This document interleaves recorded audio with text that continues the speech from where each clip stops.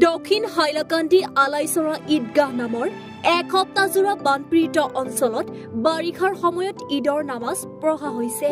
এইবাৰ বানাক্ৰান্ত অঞ্চলত এদিনৰ বাবে অপেক্ষা কৰি থকা মুছলমান সমাজৰ মনত বিশেষ আনন্দ নাই। সেই সুখৰ দিনটোত যেতিয়া তেওঁলোকে আল্লাহক ধন্যবাদ জনাই আছিল, তেতিয়াই প্ৰচণ্ড বৰষুণে এৰি দিয়া নাছিল। এনে পৰিস্থিতিটো বহুত মানুহ গোট খোৱা নাছিল।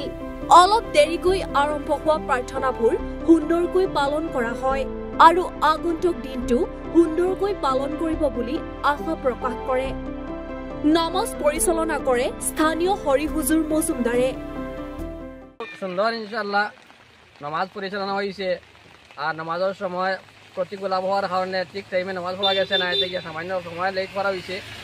লেট করিয়া মানুষ যারা আসলা এরা লিয়া সুন্দর মতো নামাজ আদায় হয়েছে, সুন্দর হয়েছে, সব শান্তি শৃঙ্খলা বজায় থাকছে, সব সুন্দর হয়েছে। আশা করি ভবিষ্যতে আমরা এটা আরো সুন্দর হইব বলে আমরা আশা করি। কাটলিচৰাৰ পৰা উৰ্মিপালৰ ৰিপৰ্ট, এনি ভাৰত 24।